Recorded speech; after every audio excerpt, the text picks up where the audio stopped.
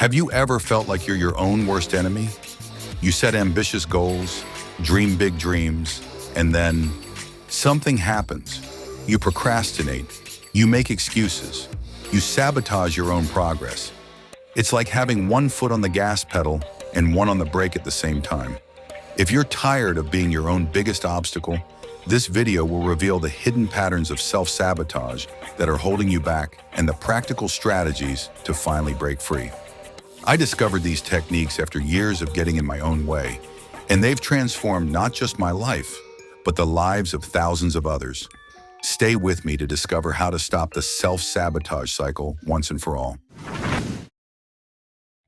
Self-sabotage is like an invisible force that operates just below your conscious awareness. It's that voice telling you just one more episode when you should be working on your goals, or the sudden doubt that makes you abandon a project right before completion. The first step to overcoming this hidden enemy is recognizing its patterns in your life. The most common forms of self-sabotage include procrastination, perfectionism, negative self-talk, and fear of success. Procrastination isn't just about being lazy, it's often a protection mechanism against the fear of failure or inadequacy. Perfectionism might seem like a virtue, but it actually prevents you from completing tasks or sharing your work with the world. Negative self-talk acts like a constant critic, undermining your confidence with every step. And perhaps most surprising is fear of success, the unconscious worry that achieving your goals will change your identity or relationships. Take a moment to reflect. When you're about to make meaningful progress, do you suddenly find urgent distractions? Do you abandon projects 80% of the way through? Do you self-criticize until you convince yourself not to try? These are the fingerprints of self-sabotage at work. I once had a client who was brilliant at helping others build their businesses, but couldn't seem to launch her own. Every time she approached the finish line, she'd find a critical flaw in her plan and start over. It wasn't until she recognized this pattern that she could finally break through. Awareness is the first battleground where self-sabotage begins to lose its power. Self-sabotage doesn't happen by accident. It has deep roots in our psychology, often stemming from childhood experiences, limiting beliefs, and protective mechanisms that once served us but now hold us back. Understanding these roots is crucial to pulling out the weeds of self-sabotage permanently. The first root is fear. Fear of failure, fear of judgment, fear of success, fear of the unknown. All these can trigger self-sabotaging behaviors. When you procrastinate on that business proposal or add unnecessary complications to a simple project, you're often responding to an underlying fear. By sabotaging yourself, you gain a sense of control. I didn't fail because I lacked ability. I failed because I didn't really try. The second root is unworthiness. Many of us carry a deep-seated belief that we don't deserve success or happiness. This belief often forms in childhood when we internalize messages about our value based on achievement, behavior, or comparison to others. When success approaches, these unworthiness beliefs activate and self-sabotage becomes a way to maintain your internal status quo. It's bizarre but true. Sometimes failure feels safer than success because it confirms what you've always believed about yourself. The third root is identity protection. Your brain craves consistency and will fight to maintain your current self-image, even if that image is limiting. If you've always seen yourself as not a math person or bad with money, your brain will generate resistance when you try to change these patterns.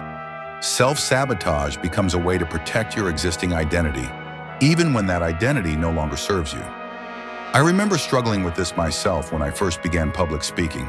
Despite preparation and knowledge, I would procrastinate on creating presentations until the last minute, guaranteeing a less than stellar performance. It wasn't until I recognized the fear driving this behavior, the fear that success would mean higher expectations and more visibility, that I could develop strategies to overcome it. Now that we understand what self-sabotage looks like and where it comes from, let's focus on practical strategies to break free from these destructive patterns. Breaking the cycle requires a three-pronged approach: awareness, compassion, and strategic action. First, cultivate heightened awareness. Self-sabotage thrives in the shadows of your unconscious mind. By bringing these patterns into the light of conscious awareness, you strip them of their power. Start keeping a self-sabotage journal where you document instances when you notice yourself getting in your own way. What triggered it? What thoughts ran through your mind? What emotions were you feeling? Over time, you'll notice patterns that help you catch self-sabotage before it takes hold. Second, practice radical self-compassion. Beating yourself up for self-sabotaging only creates a vicious cycle of shame and more self-sabotage. Instead, approach yourself with the same kindness you would show a good friend who's struggling. When you notice self-sabotage patterns, pause and say to yourself, "This is a moment of suffering. How can I be kind to myself right now?" This compassionate stance creates the psychological safety needed to change deeply ingrained patterns. Third, implement strategic countermeasures. For each form of self-sabotage, there are specific tactics that can help. For procrastination, use the 5-minute rule. Commit to just 5 minutes of work on the dreaded task. Once you start, momentum often carries you forward. Breaking tasks into tiny, non-intimidating steps also helps overcome the activation energy needed to begin. For perfectionism, set time limits for projects and stick to them. Adopt the mantra, "Done is better than perfect," and practice releasing work that's good enough rather than flawless. Each time you do this, you build evidence that the world doesn't end when something isn't perfect. For negative self-talk, create a thought redirect practice. When you catch yourself in a spiral of self-criticism, pause and ask, "Would I say this to someone I love?" Then consciously replace the harsh thought with a more balanced and compassionate perspective. One of my clients, a talented writer who had been working on the same novel for 8 years, broke through her perfectionism by setting a non-negotiable deadline and finding an accountability partner who would read each chapter as she completed it. By making her process visible to someone else, she couldn't hide in the safety of endless revisions. 6 months later, her manuscript was complete. Breaking free from self-sabotage isn't just about tactics. It requires a fundamental shift in mindset. In this section, I'll share how to develop a psychological foundation that makes you resistant to self-sabotage in the first place. The cornerstone of this mindset is what psychologists call a growth mindset, the belief that your abilities and intelligence can be developed through dedication and hard work. When you embrace a growth mindset, failure becomes information rather than identity.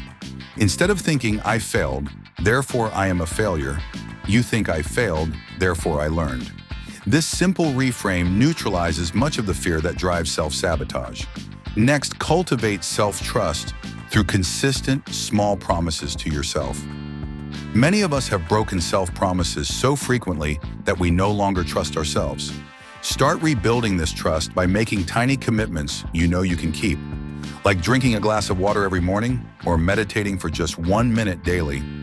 As you consistently honor these small promises, you strengthen your self-trust muscle and create a positive identity as someone who follows through. Another powerful mindset shift is separating your worth from your achievements. When your sense of value is contingent on external success, self-sabotage becomes a way to protect your worth in the face of potential failure. Practice unconditional self-worth by regularly acknowledging your inherent value as a human being, independent of your accomplishments or mistakes. This creates a safety net that makes risk-taking less threatening.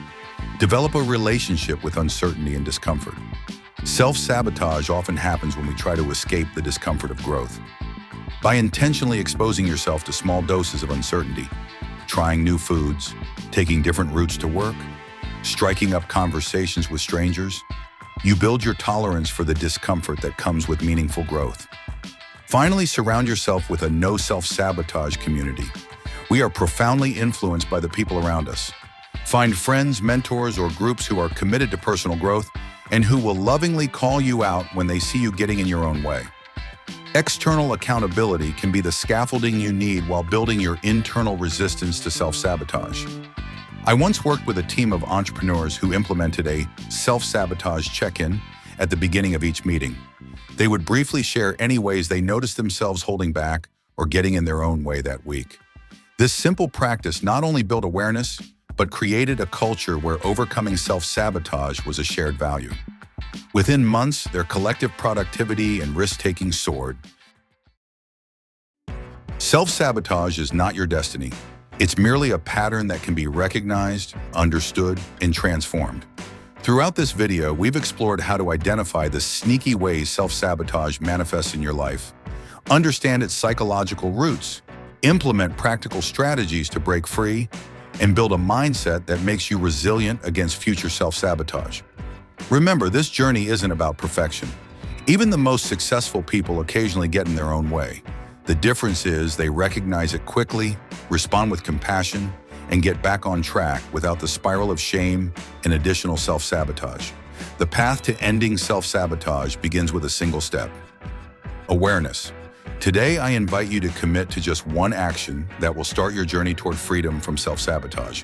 Perhaps it's starting that self-sabotage journal I mentioned, practicing the 5-minute rule on a task you've been avoiding, or having an honest conversation with yourself about a goal you truly want but have been unconsciously blocking. Your potential is too valuable to be limited by old patterns and fears. Each time you catch yourself in the act of self-sabotage and choose a different response, you're not just completing a task or reaching a goal, you're literally rewiring your brain and changing the trajectory of your life. I'd love to hear which strategy resonates most with you or what insights you've gained about your own self-sabotage patterns. Share in the comments below, and let's create a community of growth and support.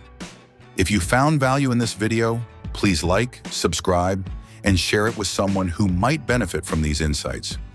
Until next time, remember, you are worthy of your dreams, capable of achieving them, and stronger than the patterns that have held you back.